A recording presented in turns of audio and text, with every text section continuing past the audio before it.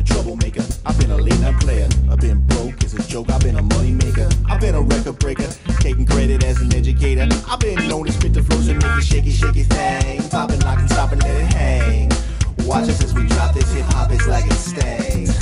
We make a whole room drop and everybody sing. We want the funk. We gotta have that funk. We kick it old school. We think we're so cool. We take it back to the past. We gonna act a fool. Up jumps the middle finger. Make my Hello, hello, hello. Welcome to Sports Buzz, a Fanatical View. I am your host, Scott D. Lewis, here live in studio, Comcast Cable, Channel 23, downtown Danbury, Connecticut, on this sweltering, hot, hazy, hot and humid heat wave day, July 20th. Getting late into July, summer is fully upon us as the heat bears down and the whole Northeast melts. And probably other parts of the country too. I've noticed some big heat going on all over the place. So we are happy to be inside right now in studio doing a show in some air-conditioned temperatures because outside is miserable. And we are here live again as we were last week. We're trying to get back on a regular schedule. Trying to get back on a regular crew situation, but that's not really happening. But we are here. I am, at least. And the phone number is 203-792-4101 until 7 o'clock. So if you want to give a call, go ahead and do that. We'll leave that phone line open throughout the proceedings. My right-hand man, Mr. Bob Raw Jr., is here as well. He unfortunately has moved back to the director's chair and out of the hot seat, so I do not have anybody to talk to during the show. Our man Mike Maniac McFadden was melting out in the heat today and dealing with traffic. He's not going to be here, and our sometimes director extraordinaire, Mr. Mike Toohey, is a no-call, no-show. What's up with that? I don't know. But anyways, his show, Expose Cinema, Friday nights at 9, Wednesdays at 1. Bob's show, of course, Spotlight on Tuesday nights at 9, Wednesdays at 12. And also, of course, Bob, there we see, with his lovely wife, Jolene, and their big, nice article in the Danbury News Times last week about their new show, JM Collectibles. And they had their grand opening this past weekend, Friday and Saturday. I know Friday was a pretty miserable, rainy day, but Saturday I think was okay, so maybe they did well. And they have the other Bethel Chamber of Commerce coming down this Saturday for the ribbon cutting ceremony as well. So big happenings down there in Stony Hill, Bethel, for Bob and Jolene at JM Collectibles.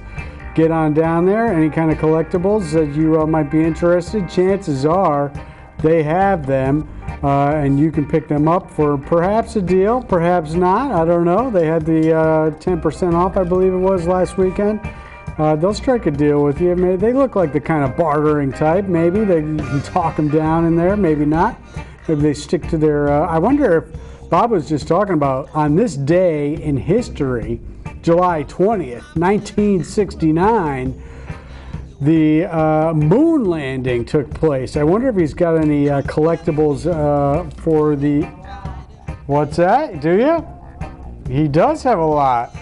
Neil Armstrong, Buzz Aldrin, I would imagine. That kind of just struck me all of a sudden that this day in history is chronicled quite well at the collectibles over there in Stony Hill. So if you want any Neil Armstrong gear, Buzz Aldrin perhaps, any other stuff that went on with that historic day in history here in the United States and throughout the whole world when they landed on the moon in 1969. Right around midnight, Bob was telling me, and his mother woke him up to see it happen. So that was pretty neat, and that happened today, July 20th, all those years ago. All right, so that's going on. As I mentioned, 203-792-4101 is the number. Speaking of historic moments in United States history, the juice is going to be back on the loose as the parole hearing took place for O.J. Simpson today. Of course, we all remember the white Bronco from years ago when the news stations all broke into the middle of the New York Knicks Game 5, I believe it was, against the Houston Rockets in the NBA Finals to watch the Bronco. It wasn't really a chase, more of a cops following the Bronco, with OJ and his buddy there. But OJ in prison, not for the murder of his wife. He did get off that, as we all remember, quite well, but he has been in jail for a little while now on some other thing that took place, and he was granted parole today. So OJ will be getting out of jail in October. It's just a crazy part of American history, really. One of the most storied football players of all time, and really just a guy who was in the entertainment industry. He was acting. We remember the Naked Gun series. He was part of sports broadcast teams. He was a well-liked, popular guy, but he had a dark side. Whether or not he committed that murder or not, chances are he did, but maybe we will never know. Maybe we'll get a deathbed confession out of him one of these days. He denies it still to this day, but no other person has been found guilty in that murder case. But he was granted parole today, and he will be free in October. So another historic moment in American history. All right, let's get to some sporting action. The Westerners really in a fight here to get into the playoffs, and they split a doubleheader yesterday. They're playing another doubleheader today, I believe, against Bedford. They fall now to 15-17, 2-8 in their last 10 games. They lost that tough game, high-scoring affair against Mystic the other night, who's the team right in front of them at 17-16. They have a doubleheader against Mystic next week. A lot of these rainouts are catching up to them now. They're playing a bunch of games, bunch of doubleheaders. They are off tomorrow. It's really a tight situation for them as they're winding down the schedule. Not that many games left, and they're really going to have to try to do something with this new format as Bedford's right behind them at 14-18. And only the top 3 teams get in, and they're in 4th place right now. It's always been 4 teams getting in, and all of a sudden they're looking at possibly not making the playoffs. But they do have that doubleheader with Mystic, the team right in front of them, so the season is not over. They have been a very streaky team, hot start, then a losing streak, and then another hot stretch that got them back into the playoff mix, followed by now some losing ways. Maybe they can get one more hot stretch, and that'll put them into the playoffs in that round-robin tournament. But it is going to be tough. And with these heat and these hot days and these double headers going on, I mean, it's just got to be brutal for these players to keep going. They won the first game yesterday, but they lost the nightcap. They're just struggling a little bit to get anything going. So we are going to keep our eye on the Danbury Westerners, see if they can get into the postseason. They're just up against the wall right now with this new format, and the other teams, Mystic in front of them, playing well. But if they could sweep that doubleheader against Mystic next week, that would go a long way towards getting them back in the playoffs. But we're just going to have to wait and see if they can gut it out through these hot, hazy days of July, headed towards the end of July into the beginning of August into the playoffs in the NACBL. Not sure if they're going to get that done or not, but we will see.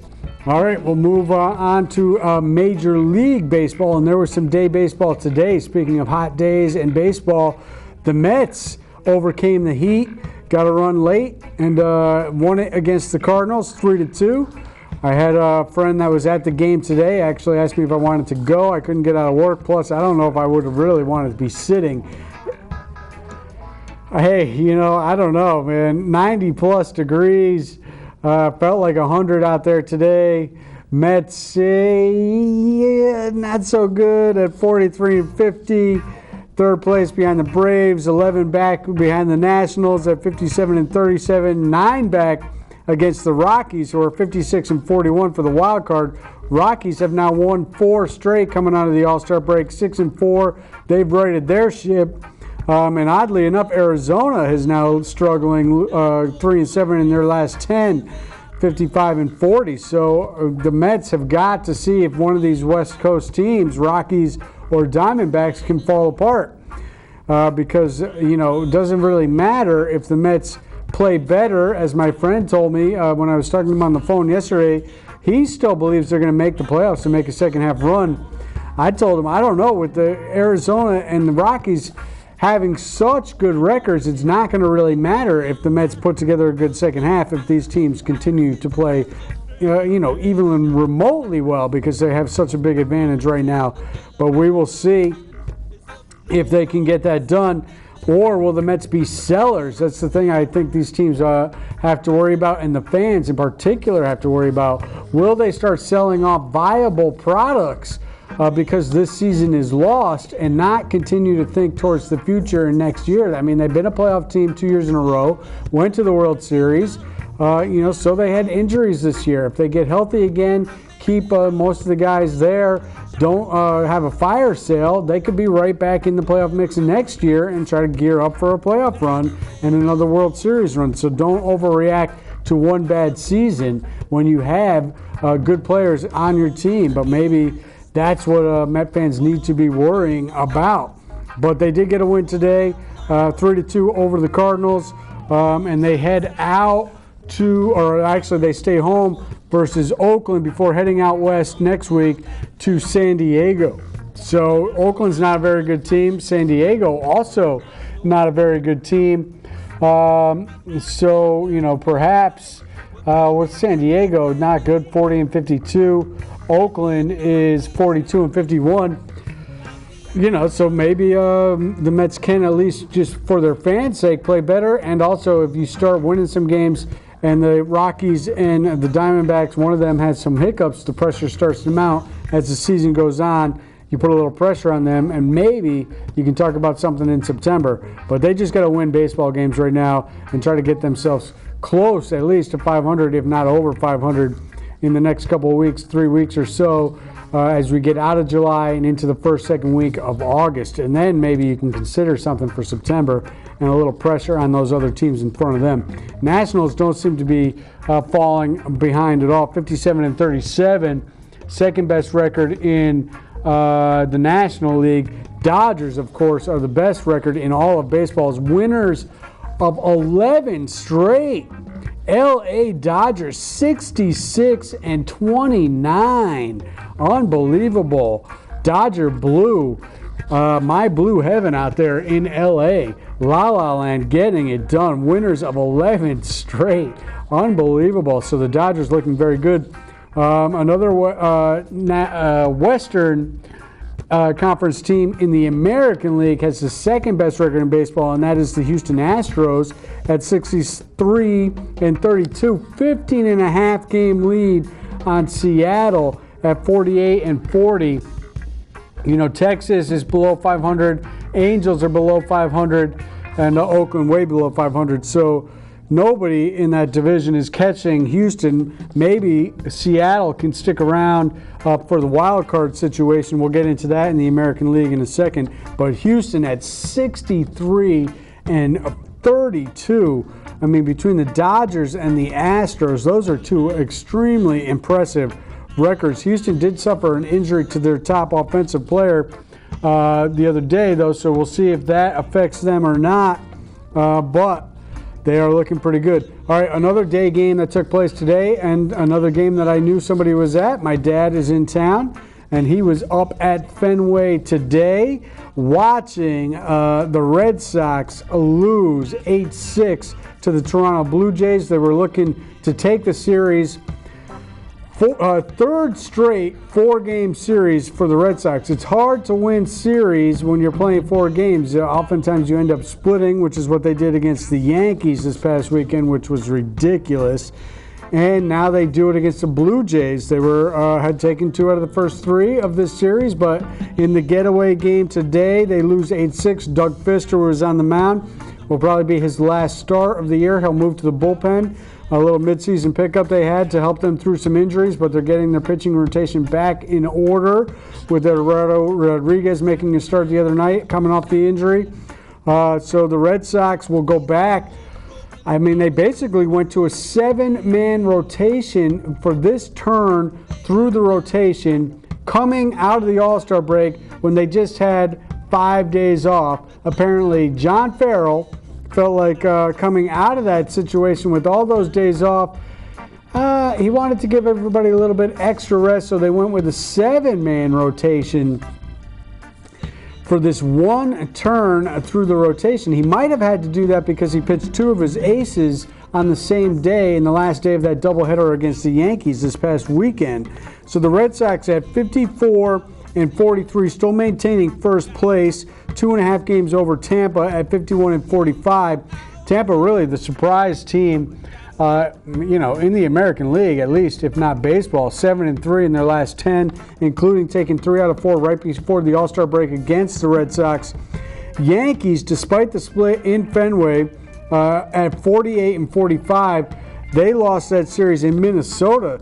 The Twinkies getting it done against the Bronx Bummers right now. Twins 48 and 46, half game behind Cleveland. The Tribe, last year's American League pennant winners, at 48 and 45. So tight race in the NL Central.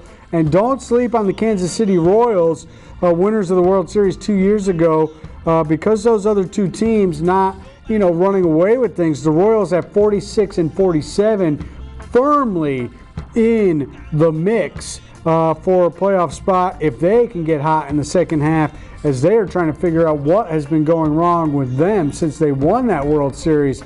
I mean, a great young team, much like the Cubs, who won the World Series last year and have had their struggles this year. The Royals wondering what is going on with them in the Central. So tight races in the Central in the American League. Also, we mentioned it. We didn't mention it when we were talking National League. Brewers at 52 and 46, but losers of 5 straight. And the Cubs now winners of 6 straight at 49 and 45. So only 1 game out in the loss column behind Milwaukee Brew Crew there. And they did make that trade for the White Sox. Sox Jose Quintana, who pitched a shutout in his first game, crossing over from one side, north side to south side, to the Cubs. And the Cubbies trying to get things going. Pirates, also the Buccos at 48 and 48, winners of 5 straight since the All-Star break. So tight races, interesting things coming out of the All-Star break for some of these teams. Central in both divisions looking tight. West in both divisions have 2 teams playing way out in front.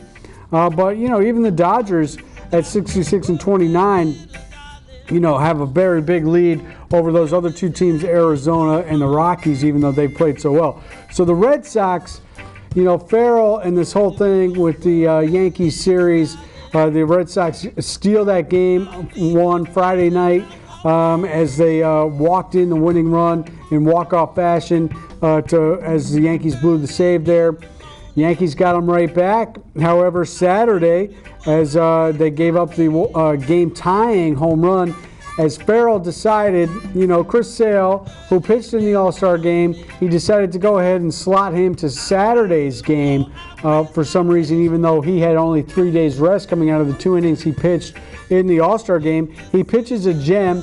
He runs him out there in the 8th inning with the lead 1-0, pitching a shutout with 13 strikeouts.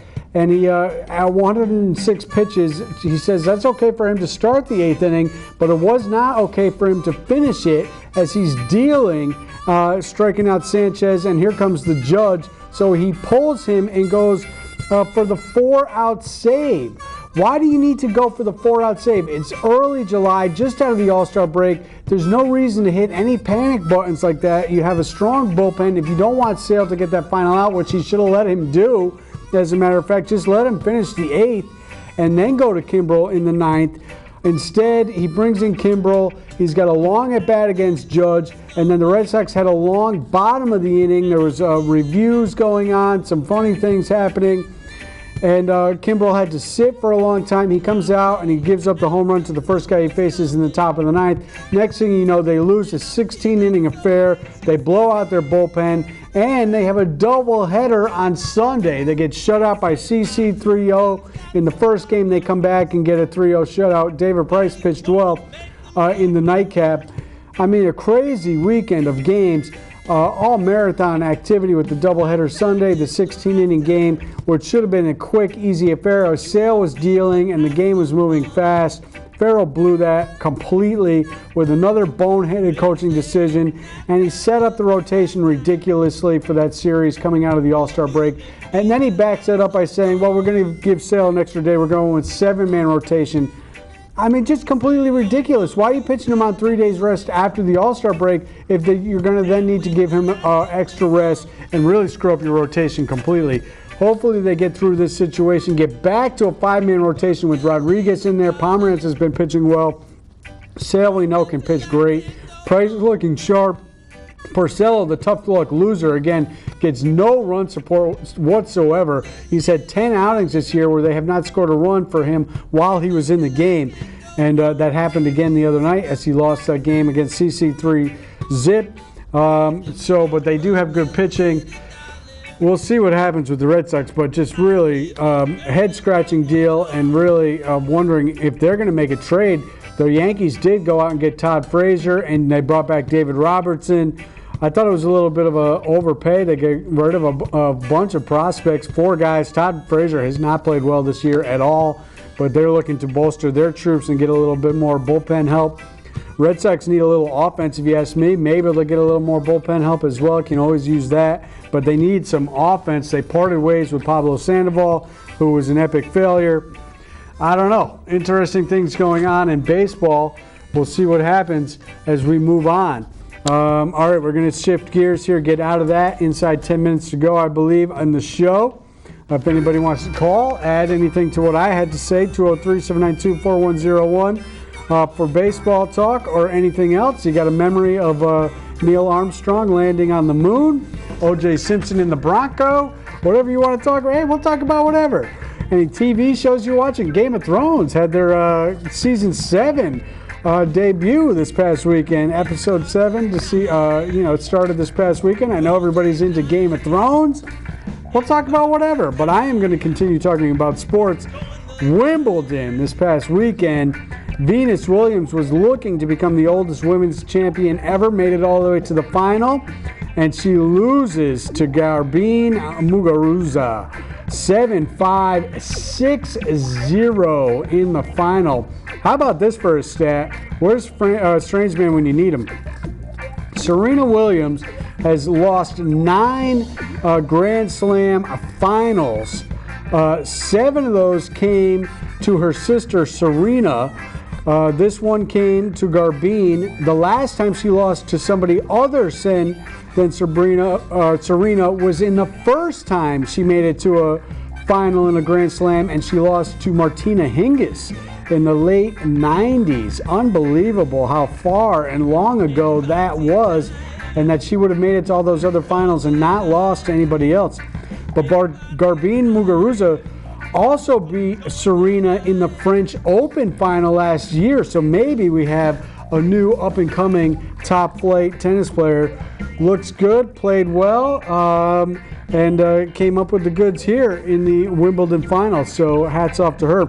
On the men's side, Roger Federer becomes the oldest male to win Wimbledon, getting his 8th title, passing Pete Sampras, the American, for most all time at the all-grass court Wimbledon, and it's his 19th major championship, as well as he got one in Australia this year. He's tacking on to his all-time total, most ever for any man. I found this interesting, and I will mention 6-3, 6-1, 6-4 against Marin Cilic.